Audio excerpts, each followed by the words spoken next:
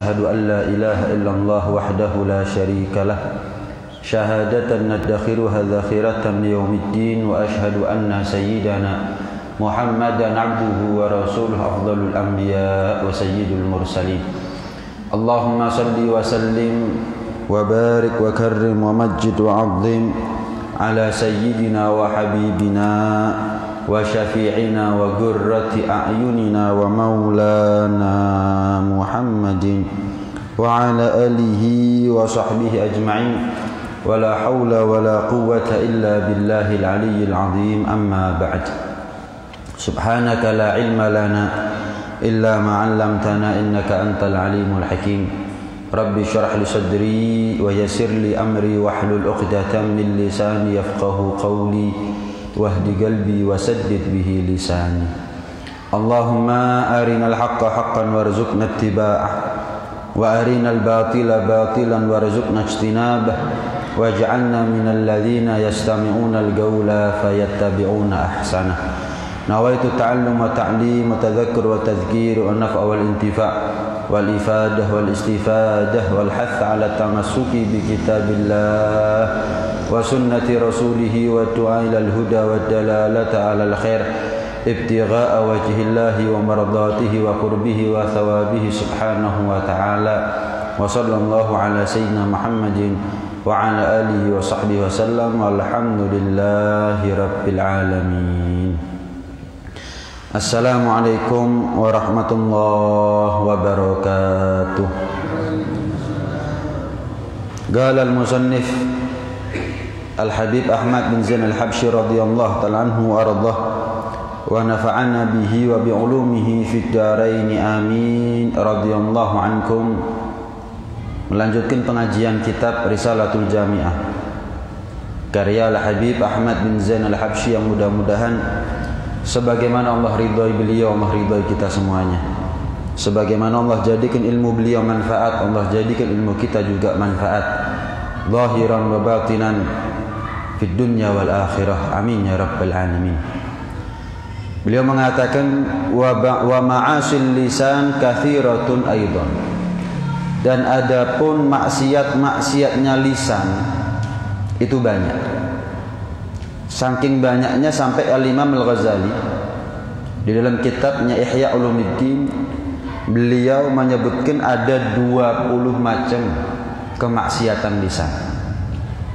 Yang mana dikatakan oleh para ulama kita nggak bisa selamat dari maksiatnya lisan kecuali dengan banyak diam atau nggak ngomong kecuali betul-betul ada hajat atau darurat.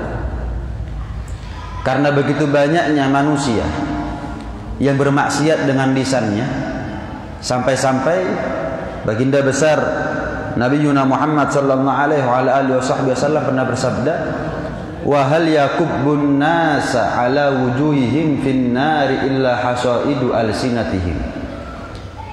Dan apakah yang menyebabkan manusia banyak tersungkur, terjerumus masuk ke dalam neraka kecuali karena hasil dari lisannya mereka, perbuatan lisannya mereka.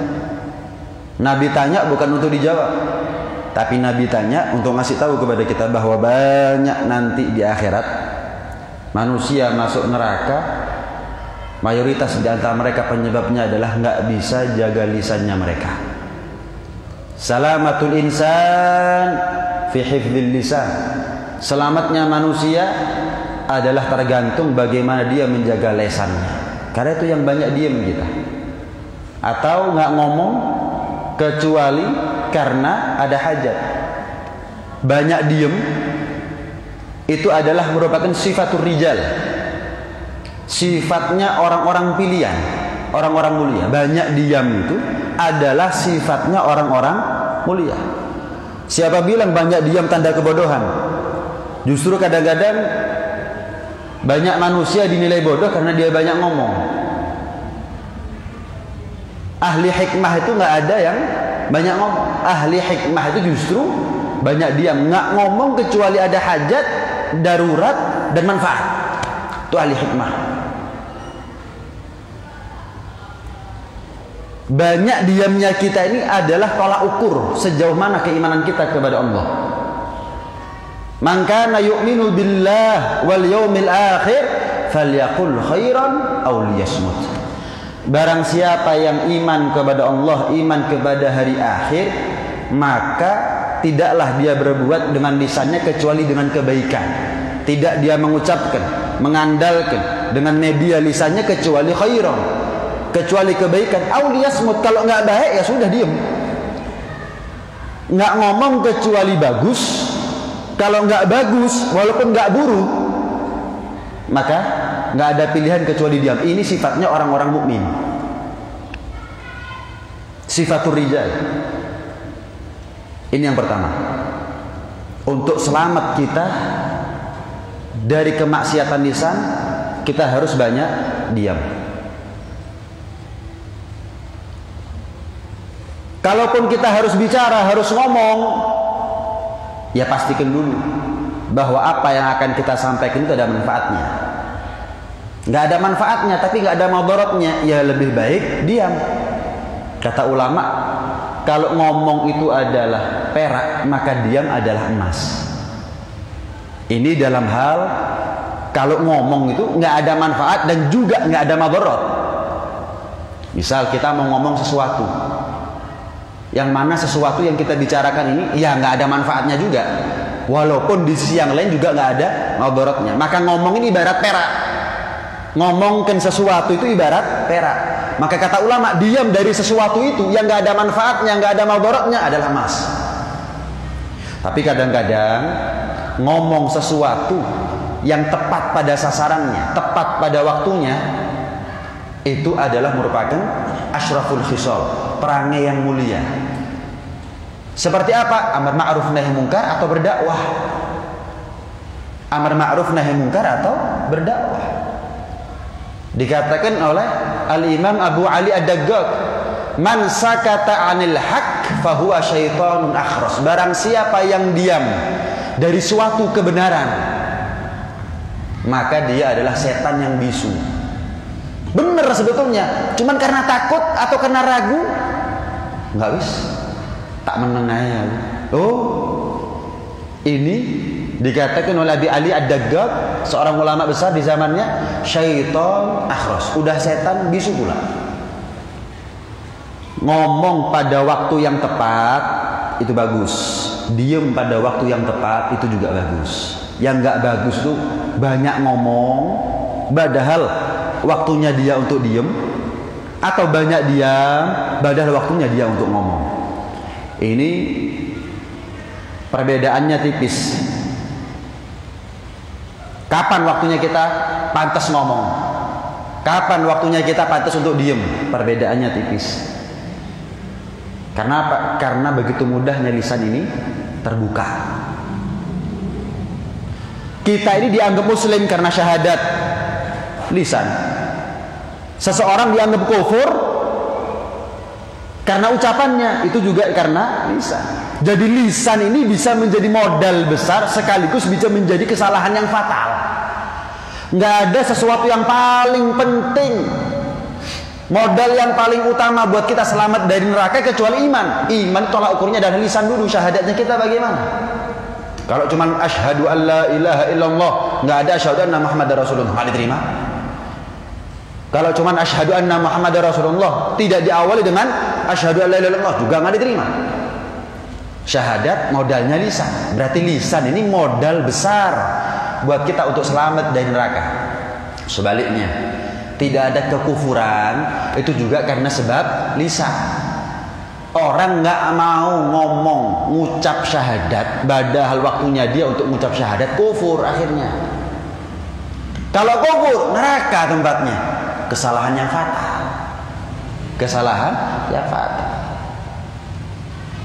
Banyak diem atau ngomong pas pada waktunya. Makanya itu Al-Imam Syafi'i mengatakan sepatutnya buat kita kalau mau ngomong itu dipikir dulu. Jangan gara-gara apa yang kita sampaikan jadi kepikiran, keliru. Mending kepikiran dulu baru ngomong. Jangan ngomong dulu baru kepikiran. Apa tolak ukurnya? Maslahat, manfaat. Wis, saya ini mau ngomong, manfaat enggak? Manfaat, ngomong. Itu berarti ngomong pada waktu yang tepat, karena ada manfaatnya. Tapi kalau nggak ada manfaat dan juga walaupun nggak ada madharat, bukan waktu yang tepat untuk ngomong, lebih baik diam. Apalagi nggak ada manfaat, yang ada madharat, bukan lebih baik diam, wajib diam dari situ. Lisanul agil wara'a qalbih wa qalbul ahmaq wara'a lisani. Dikatakan lisannya orang yang berakal di belakang akalnya.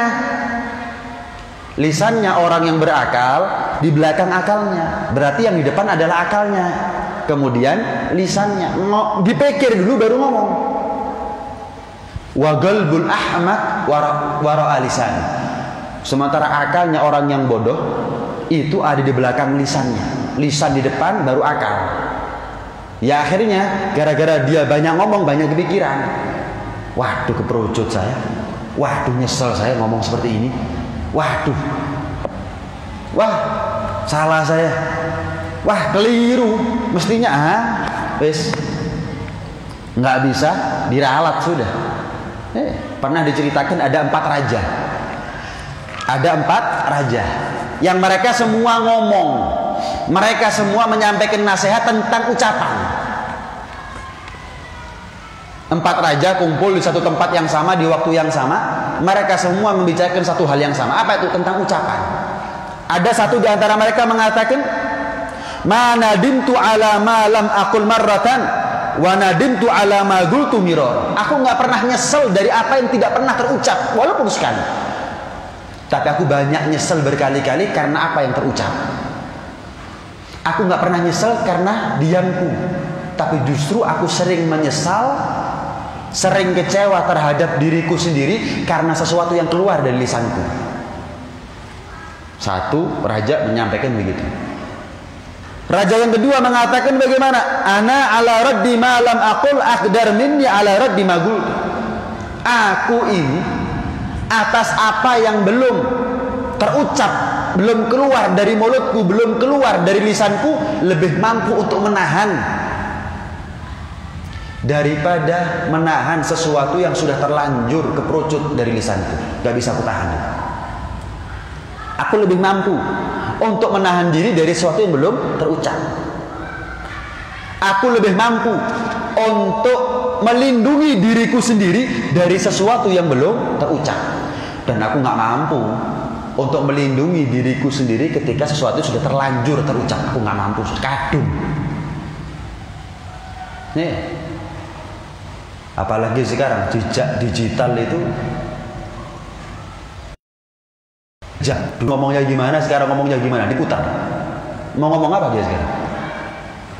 Paling mentok yang bisa dia lakukan adalah ngeles alias bohong. Sekarang wis. Wanu, dulu itu maksudnya saya begini. Ngeles, bohong. Nggak mampu soalnya. Kenapa kok dia ngeles, kok dia bohong? Karena dia nggak mampu untuk menahan atau melindungi dirinya sendiri dari apa yang sudah terlanjur terucap. Aisyah. Tapi kalau dia belum ngomong, nggak ada orang tahu. Sehingga dia bisa melindungi nama baiknya, melindungi dirinya sendiri. Raja yang ketiga ngomong, al-ajab mimman yatakallam bi kalimatin in ruji'at alaih darrathu wa illam turja lam tanfa'hu. Aku ini heran sama orang yang kalau dia ngomong satu kalimat, yang mana kalau kalimat itu dikembalikan kepada dirinya menjadi mabarat, menjadi bumerang, senjata makan tuan. Kalau nggak dikembalikan kepada dirinya, nggak ngasih manfaat. Banyak minusnya daripada plusnya. Lah kok ngomong? Ucapan itu kalau dikembalikan kepada dirinya menjadi senjata makan tuan, menjadi bumerang. Tapi kalau nggak dikembalikan kepada dirinya, ya nggak ngasih manfaat apa-apa sama dia, nggak ngasih manfaat apa-apa, nggak ada maslahatnya sama sekali. Lu apa perlunya kalau begitu ngomong? Kalau ternyata dari apa yang kita omongkan, apa yang kita sampaikan, apa yang kita bicarakan, ada resiko kalau dikembalikan kepada dirinya menjadi bumerang, menjadi nggak ngomong. Seharusnya begitu. Raja yang terakhir, raja keempat mengatakan,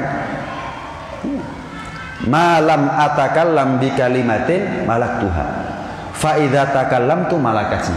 Aku ini selagi belum ngomong, aku memiliki kalimatnya. Selagi aku belum ngomong, aku menguasai kalimat. Dan kalimat tidak menguasai aku. Menguasai tapi tidak dikuasai. Tapi kalau sudah terlanjur ngomong, maka kalimat itu menguasai aku dan aku tidak bisa menguasainya. Ini Pak nasihat penting sebetulnya. Bukankah kita ini sering salah ngomong? Ngerasani wong, memfitnah orang. Satu hal yang belum pasti, tapi sudah terlanjur memvonis, ngejudge, adu domba, tuduhan, misuh, guyon yang berlebihan dan seterusnya. Bukankah itu semuanya bermula dari lisan? Dan banyak nanti orang masuk neraka gara-gara lisannya. Ini penting sebetulnya. Tapi sering diantara kita anggap ini bukan hal yang penting. Masuk telinga kanan, keluar telinga kiri. Kayak kita keluar dari masjid ini mampu melaksanakan. Enteng. Padahal kapan keluar dari masjid, nggak ketemu kita minggu depan kecuali udah banyak dosa yang dicatat oleh malaikat Raqib dan Atid. Ma yalfidhu min gaulin illa ladaihi raqibun atid. Allah berfirman, tidak mengucapkan seseorang satu kalimat kecuali dicatat oleh Raqib dan Atid. Nggak tahu kenapa kita ini sering anggap perkara penting itu perkara yang remeh. Ini saya tahu, Ustaz, mulai dari kecil saya sudah tahu pembahasan seperti ini. Kelakon apa boten? Terlaksana ataukah tidak? Kalau enggak, itu hanya ilmu yang menjadi bualan, ilmu yang menjadi omong kosong, ilmu yang menjadi hujatan alaina, syahidan alaina. Ilmu kalau enggak kita amalkan akan menjadi saksi yang memberatkan kita. Karena itu perkara yang penting jangan pernah kita anggap remeh. Perkara yang besar, yang dianggap besar oleh Allah, yang dianggap besar oleh Rasulullah, jangan pernah kita anggap kecil. Nah, dikatakan lisan ini jirmuhu shaghir wa jurmuhu kabir. Lisan ini bentuknya kecil, tapi akibatnya besar. Kalau taat, pahalanya besar. Kalau maksiat, dosanya juga besar. Karena itu jangan sampai kita ini ngomongkan sesuatu kecuali pastikan dulu apa yang kita sampaikan ini manfaat. Sayyidina Abu Bakar As-Siddiq itu banyak makan kerikil. Kenapa? Ketika beliau ditanya, wahai Abu Bakar, kenapa kamu ini kok makan kerikil? Ibarat orang sekarang banyak makan permen, ngemut permen. Ketika ditanya sama sahabat, wahai Abu Bakar, kenapa kamu banyak makan kerikil? Agar ada kesempatan buat aku untuk berpikir sebelum aku ngomong. Karena kalau aku mau ngomong harus mengeluarkan kerikil dulu. Jadi ketika aku ada waktu untuk mengeluarkan kerikil, aku bisa sambil berpikir, penting apa enggak? Perlu dijawab atau enggak? Ada manfaat enggak? Ada masalah enggak? Enggak, ya penting ngemut. Walaupun untuk kerikil. Orang itu kalau banyak diem, satu kumpulan nih, kita banyak diem. Kalau ternyata kumpulan itu kumpulan yang salah, kita nggak katut. Kalau kumpulan itu kumpulan yang benar, kita katut. Jadi orang banyak dia tuh nggak nanggung resiko, malah berpeluang untuk untung. Nggak ngomong kecuali untung. Nggak diam kecuali demi keuntungan, nggak ngomong kecuali demi keuntungan. Apa ojo? Loh, nggak ada maslahat, juga nggak ada madarat. Jangan, jangan wis. Sama seperti jenengan jualan sesuatu, HP misalnya kan, harga 2 juta Anda beli, mau dijual harga 2 juta. Lu nggak rugi kok. Ya buat apa Ustaz? Jual beli HP kalau nggak untung. Nah sama, buat apa kita ngomong kalau nggak untung? Walaupun nggak rugi. Tapi buat apa? Sia-sia itu namanya. Diemnya kita berpahala kok. Ngomongnya kita nggak ada madarat, nggak ada dosa, tapi nggak ada manfaat, nol. Badal diem berpahala plus. Ya mending diem seharusnya. Begitu harusnya kita ini. Nah, dikatakan Abu Umamah pernah tanya kepada Rasulullah SAW, ya Rasulullah, man najah? Ya Rasulullah, caranya biar kita ini selamat gimana sih? Maka 3 jawaban Rasulullah, penting buat kita, apalagi di zaman sekarang. Apalagi di zaman sekarang. Apa itu? Yang pertama, ihfad lisana. Nih, jaga mulutnya kamu, ini yang pertama. Dalam sebuah syair dikatakan, ihfad lisanak la tagul fatubtala. Jaga lisanmu, jangan sampai terucap dari lisanmu kamu mendapatkan bala, kamu mendapatkan musibah. Ucapanmu, mulutmu, harimaumu menjadi senjata makan tuan, menjadi bumerang buat kamu. Fa innal bala'a muwakkalun bil mantiqi. Karena yang namanya bala, ujian, musibah itu terwakilkan dengan lisannya kita. Salah ngomong, apalagi zaman sekarang, salah ngomong bukan hanya urusan akhirat, urusan dunia. Kadang-kadang kita ini sak tonggoan, sak duluran, salah paham hanya gara-gara lisan. Duh, lapo ngomong kok. Contoh, misal kita ngomong sekian banyak orang, ada satu di situ di antara teman nongkrongnya kita ada yang belum punya anak, kita ngomongkan anaknya masing-masing, gimana kira-kira? Itu kepekaan namanya. Ngomong anak, anakku, yang lain ngomong anakku, teraku, sekolahnya, ngajinya. Yang satu 20 tahun belum punya anak. Gimana perasaannya? Mending diem. Bukankah membangga-banggakan anaknya di hadapan orang lain itu juga bisa menimbulkan kesalahpahaman? Pikir kontak sendiri anak, apa itu ya? Jujur anaknya pinter, anakku maaf ya, nggak tahu kan, Down syndrome. Anaknya ranking terus, anakku nakal, anaknya ngaji, anakku dolin tok. Ini gara-gara nggak ada manfaatnya. Kita menceritakan anaknya kita di hadapan orang lain belum tentu ada manfaatnya. Tapi kita nafsu, kenapa? Anakku, aku bapak, aku ibu, cerita.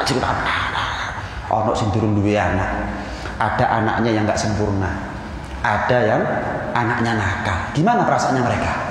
Coba kalau kita diem atau membicarakan sesuatu yang jelas manfaat, sudah jelas manfaat. Itu contoh kecil. Banyak kita ini saling salah paham karena lisan. Tapi kita nggak pernah bisa mengambil pelajaran dari kesalahannya kita sendiri. Kita nggak pernah bisa mengambil pelajaran dari kesalahannya kita sendiri. Cara selamat kata Nabi, ihfad lisanak, jaga lisannya kamu. Yang kedua, wal yasa'ka baituk, cukup bagi kamu adalah rumah. Cukup bagi kamu adalah rumahmu. Artinya, cok gampang-gampang metu, cok gampang-gampang tulim, cok gampang-gampang ketemu wong. Nggak keluar dari rumah kecuali manfaat, nggak ketemu orang kecuali untuk manfaat. Kira-kira saya ketemu sama fulan, manfaat nggak? Manfaat. Pergi ke rumahnya. Kalau nggak usah. Oh, pergi tahlil, oh manfaat. Oh, pergi pengajian, jelas manfaat. Oh, sholat berjamaah, jelas manfaat. Tapi kalau yang nggak manfaat, nggak madarat, mending di rumah. Dihitung pahala gitu. Nggak gerak, nggak keluar dari rumah, tapi dihitung pahala. 2 jam pahala gitu. Daripada kita keluar, tapi akhirnya ada resiko macam-macam. Sama seperti orang yang puasa, diemnya itu bernilai pahala, tidurnya bernilai pahala, bernilai ibadah. Kenapa? Daripada dia keluar rumah, nanti ketemu fulan, akhirnya rasan-rasan, batal dosa, batal pahala, puasanya malah dapat dosa. Tidurnya orang seperti ini itu berpahala, diemnya orang seperti ini itu berpahala. Itu gambaran. Bukan berarti pokoknya waktunya puasa, waktunya tidur, bukan. Kalau saya keluar ada madarat, tapi kalau saya nggak keluar nggak ada madarat, saya tercegah dari madarat, nggak keluar, berpahala. Kalau saya ngomong ada madarat, kalau saya diem, saya tercegah dari madarat tersebut, diem, berpahala. Kalau saya bangun, saya nggak bisa jaga mata, HP, TV, YouTube, internet, keluar dari rumah keloyongan, ngabuburit, mending saya tidur, berpahala. Tidur yang seperti ini berpahala, bukan tidur karena nganggur. Tidur hanya karena ngantuk yang tidur menjadi kebiasaannya kita. Enggak. Tapi tidur yang karena kalau saya nggak tidur akhirnya maksiat saya. Tapi kalau kita termasuk tipe orang nggak tidur tapi bisa ibadah, lebih baik ibadah. Tidurnya aja ibadah, gimana ibadahnya yang asli? Gitu gambaran. Wal yasa'ka baitu. Cukup bagi kamu adalah rumahmu. Yang ketiga adalah wabki ala khoti'atik. Banyak nangis karena kesalahanmu. Itu 3 cara agar kita ini selamat. Resep dari siapa ini? Baginda besar Habibuna Muhammad sallallahu alaihi wasallam. Dalam sebuah hadis Rasulullah sallallahu alaihi wasallam pernah bersabda, "Innar rajula yatakallam bi kalimah la yara biha ba'san yahwi biha sab'ina kharifan finnar." Ada seseorang itu mengucapkan satu kalimat yang dia anggap nggak apa-apa mengunut, yang dia anggap remeh kalimat itu, dia anggap kecil, ternyata akibat resiko yang harus dia tanggung, resiko yang harus dia terima dari ucapan yang dia anggap remeh tadi itu, dia harus terjun ke dalam neraka selama 70 tahun. Contohnya apa? Misu. Ya manggil temen karena saking akrabnya tapi misu. Apa-apa ngene tok. Loh. La yara biha ba'san, dia menilai ucapannya dia, kalimat yang dia ucapkan la yara biha ba'san. Enggak apa-apa. Kata Nabi. Tapi ternyata akibat yang dia tanggung adalah masuk neraka 70 tahun. Siapa ngomong enggak apa-apa kalau begitu? Kalau Rasulullah bilang itu bahaya, kok kita bilang enggak apa-apa. Apalagi contohnya fatwa ngawur. Fatwa ngawur. Ada pendapat. Coba buka kitab ini. Ulama ini mengatakan enggak apa-apa, halal. Tahu-tahu Innova masuk rumahnya. Anyar Grace. Joknya masih plastikan. Duniawi. Enggak apa-apa, lu saya ngomong pakai dalil kok. Lah saya ngomong pakai ilmu kok. Ya justru untuk inilah. Ini kan solusi. Padahal Innova. Padahal dunia. Dia menganggap nggak apa-apa. Dia berpikir dengan akalnya, saya pakai ilmu. Tapi nafsu, hati nggak bisa dibohongi. Nah, hati-hati. Jadi sering kita ini menganggap sesuatu nggak apa. Tapi ternyata di mata agama bahaya. Ini pentingnya ilmu. Kapan kita ini ngomong bahaya, kapan kita ngomong nggak apa-apa. Kembali kepada ilmu, bukan kembali kepada nafsu, bukan kembali kepada kemauan kita sendiri. Kalau kemauannya kita sendiri enak. Tapi kalau kembali kepada syariat, baku, pakem, ya nggak apa-apa. Kalau bahaya ya bahaya. Ya. Nah. Pernah diceritakan ada seorang sahabat meninggal dalam keadaan syahid. Meninggal di medan peperangan. Meninggal dalam keadaan perang. Kemudian ada satu orang ngomong, "Hani'an lahu bil jannah." Beruntungnya fulan ya, meninggal dalam keadaan syahid, meninggal di medan perang. Ya Allah, surga bagi dirinya. Ditegur sama Rasulullah, "Dari mana kamu tahu surga?" Husnudzon boleh, tapi jangan vonis. Ojo disi kerso. Mudah-mudahan ahli surga boleh. Tapi kalau beruntung orang ini masuk surga nih, wah, belum tentu. Tidak semua syahid masuk surga. Syahid itu macam-macam. Syahid dunia belum tentu syahid akhirat. Syahid dunia enggak, syahid akhirat gimana? Kalau dia ikut perang karena harta rampasan, kepingin sugih dadak, melok perang. Barangkali saya menang, saya selamat, saya hidup, pulang bawa harta rampasan. Kudanya musuh menjadi kudanya saya, budaknya musuh menjadi budaknya saya, hartanya musuh menjadi hartanya saya. Mati dia. Tujuannya duniawi, dia ikut perang. Ini syahid dunia, tapi nggak syahid akhirat. Artinya apa? Di dunia diperlakukan sebagai syahid, nggak perlu disolati. Kemudian bajunya yang berdarah-darah nggak boleh dilepas. Di dunia aja dihukumi syahid, tapi di akhirat nggak dapat. Kenapa? Tujuannya dia bukan untuk bela agama, tujuannya dia adalah duniawi. Beruntung ya mati syahid. Surga tempatnya orang seperti ini? Belum tentu. Ditegur sama Nabi. Dari mana kamu tahu kalau dia masuk surga? Jangan-jangan dia pernah ngomong sesuatu malah yakni. Sesuatu yang nggak penting. Min husni islamil mar'i tarkuhu malah yakni. Termasuk kesempurnaan Islamnya kita adalah kapan kita mampu untuk menjaga ucapan yang nggak penting. Sering kita ini ngomong sesuatu yang nggak penting, itu tanda kalau Islamnya kita ini bobrok. Sering kita ini ngomong yang nggak penting sebetulnya. Itu tanda Islamnya kita. Itu tolak ukur barometer daripada iman dan Islamnya kita. Penting loh sebetulnya itu. Diam dalam kondisi seperti itu penting loh. Kenapa? Tolak ukur imannya kita, Islamnya kita. Atau dia medit kikir dari sesuatu yang tidak membuatnya kaya. Dalam 10.000, 20.000 dipikiri. Kawis, saya wae.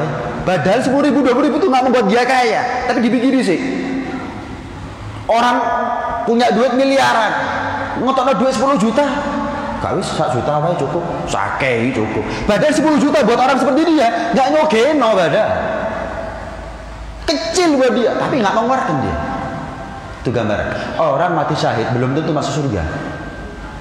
Gara-gara nggak bisa jaga ucapan atau dia medit dari sesuatu yang kecil. Medit dari sesuatu yang remeh, yang nilainya kecil. Lah gimana dengan kita? Yang kecil kemungkinan kita ini mati syahid di medan perang. Kalau kita ini nggak perang apa-apa, kecil kemungkinan kita ini syahid. Kalau nggak ada perang, udah begitu, udah kecil kemungkinan kita ini meninggal syahid. Banyak ngomong sesuatu yang nggak penting, kemudian medit dari sesuatu yang remeh, yang nilainya kecil buat kita sebetulnya. Tapi dipikir sih sampai akhirnya nggak ngetokno atau mengeluarkan tapi nilainya yang kecil. Gimana nasibnya kita kalau begitu? Nah, karena itu dikatakan al-mar'u bi asghoreh. Kata Nabi, seseorang tergantung dua benda kecil. Yang pertama mulutnya, yang kedua hatinya. Tergantung mulut dan hati. Baharul fasadu fil barri wal bahri. Dalam Al-Quran Allah berfirman begitu. Tampak kerusakan di daratan dan di lautan. Al-bar, daratan, kata Sayyidina Abu Bakar As-Siddiq, yang dimaksud adalah lisan. Kalau rusak lisannya orang, bakat alaihim nufus, banyak jiwa-jiwanya orang yang nangis. Kalau rusak lisannya kita, banyak orang nangis gara-gara mulutnya kita nyakitno orang, menyakiti perasaan orang, ngelakno wong. Tapi kalau sudah rusak hatinya kita, bakat alaihil malaika, yang nangis malaikat. Kenapa? Kalau sudah rusak hatinya orang, yang tepuk tangan, yang seneng, yang senyum, yang ketawa ketiwi adalah setan. Kalau sudah setan yang ketawa ketiwi, giliran malaikat yang nangis. Dhaharul fasadu fil barri wal bahri bima kasabat aydin nas. Rusaknya lisan dan rusaknya hati tergantung dengan apa yang kita lakukan. Kalau perbuatan kita baik, maka hati dan lisan kita baik. Tapi kalau perbuatan kita maksiat, maka otomatis hati kita maksiat dan lisan kita maksiat. Luqman Al-Hakim pernah diperintah satu orang, coba sembelih satu kambing wahai Luqman. Setelah kamu sembelih, kamu bawa ke sini 2 anggota tubuh dari kambing itu yang paling bagus. Siap, sembelih. Nggak lama datang bawa nampan. Yang satu hati, yang satu lisan. Bukan daging yang dibawa, bukan sampil yang dibawa, bukan lulur yang dibawa. Hati, lisan, lidah. Bah, lah mosok ini yang terbaik.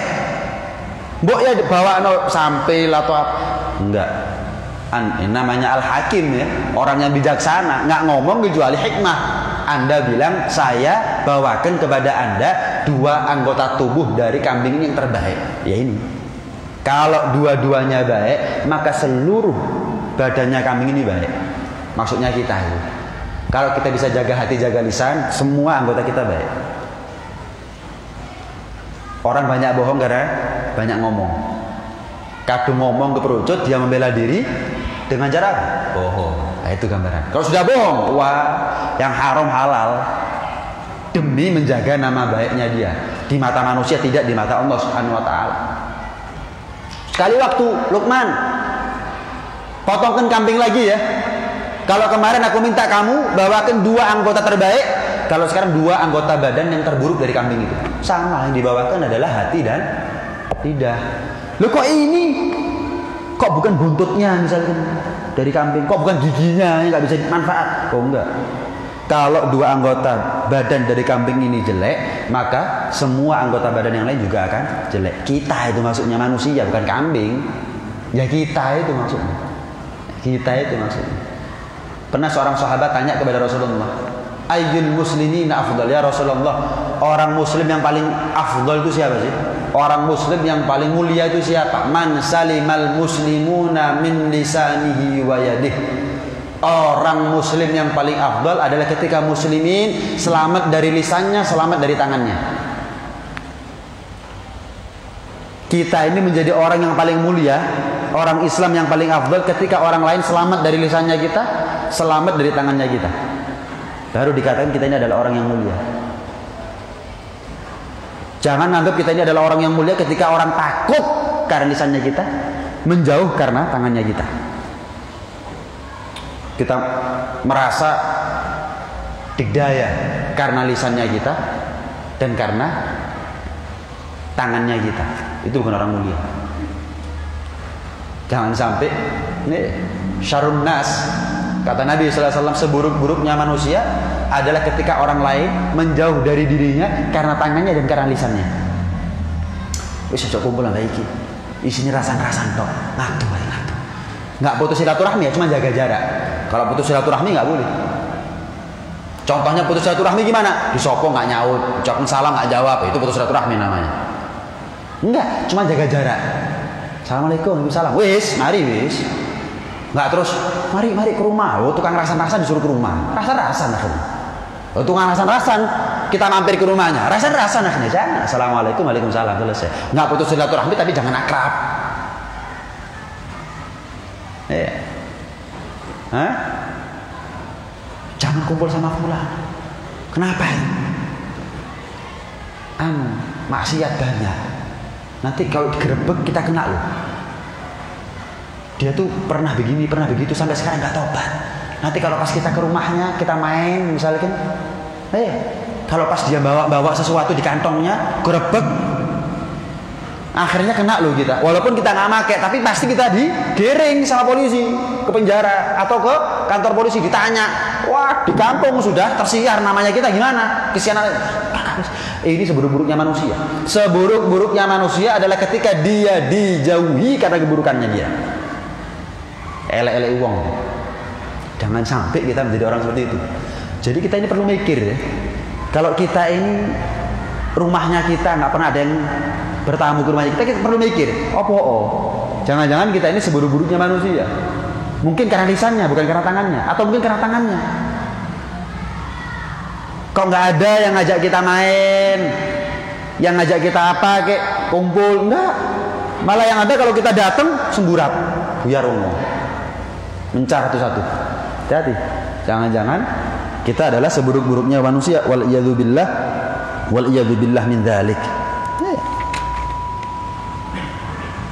Terakhir dikatakan oleh Amr bin As, seorang sahabat, ucapan itu seperti obat. Kalau pas dosisnya ngasih manfaat, kalau berlebihan menjadi mabarot, menjadi racun. Ucapan juga begitu. Kalau pas yang disampaikan, pas itu penyampaiannya, caranya, waktunya, timingnya, orang yang diajak bicara pas, menjadi obat. Tapi kalau nggak pas itu apa? Nggak pas waktunya, cara ngomongnya yang nggak pas, atau lawan bicaranya yang nggak tepat, maka menjadi racun. Sama seperti obat. Nah kalau obat ini pas dosisnya jadi penyembuh, tapi kalau lebih daripada dosis jadi racun. Lah kalau orang sakitnya A dikasih obat B jadi racun. Kenapa? Nggak tepat. Lah kalau orang belum waktunya dioperasi nggak tepat. Jadi timing, lawan bicara, dan dosis. Dari tiga ini ucapan itu menjadi manfaat buat yang mendengarkan, lebih-lebih buat yang mengucapkan. Nah itu dikatakan apa? Wa ma'asin lisan katsiratun aidon. Maksiatnya lisan ini banyak. Apa saja? Insyaallah pertemuan-pertemuan yang akan datang akan kita bahas lebih lanjut. Pertemuan terakhir untuk sebelum Ramadan minggu depan masih ya? Minggu depan masih, insyaallah. Insyaallah kita akan bahas. Ini juga penting ini, masalah ghibah. Ghibah termasuk salah satu di antara 5 perkara yang bisa membatalkan pahalanya puasa. Puasanya sah, tapi jangan tanya pahala. Jangan tanya surga, jangan tanya Lailatul Qadar, jangan tanya rahmat di 10 hari pertama, ampunan Allah di 10 hari kedua, enggak ada. Sah. Tapi ya sama seperti orang punya SIM gitu loh. Ya masih punya SIM ya kadang-kadang kecelakaan. Enggak nurut sama aturan. Tapi punya SIM, sama. Sah puasanya, tapi kadang nggak nurut aturan. Kenapa? Ngerasani wong, jangan tanya pahala. Kecelakaan dia dalam puasanya berarti itu namanya. Kenapa? Nggak nurut sama aturan Allah Subhanahu Wa Taala. Itu penting. Nah, perkara pertama di antara beberapa. Kalau di Ihya 20, kalau di sini hanya 1, 2, 3, 4 macam daripada maksiatnya lisan disebut oleh Habib Ahmad bin Zainal Habsyi. Yang pertama kali yang beliau sebut adalah ghibah, ngerasani wong. Apa itu ngerasani? Kapan kita dikatakan ngerasani? Kalau kita ketemu sama orang yang tukang ngerasan-ngerasan, apa yang harus kita lakukan? Diem. Ketika ada orang ngerasani, apakah kita ini tetap berdosa ataukah tidak? Kita bahas panjang lebar insyaallah di pertemuan yang akan datang. Mudah-mudahan kita diselamatkan dari maksiatnya lisan, dan mudah-mudahan Allah selamatkan Islam dan imannya kita. Allah tetapkan iman dan Islamnya kita. Allah wafatkan kita dalam keadaan iman dan Islam. Dan mudah-mudahan Allah panjangkan umur kita, Allah sehatkan dan afiatkan zahir batinnya kita. Dan mudah-mudahan berkat itu semuanya kita semuanya ketemu Ramadan dalam keadaan lebih baik, dalam keadaan yang lebih sempurna, sehingga Ramadan besok mudah-mudahan menjadi kenangan manis buat kita semuanya. Amin ya rabbal alamin. Rabbana anfa'na bima 'allamtana, rabbi 'allimna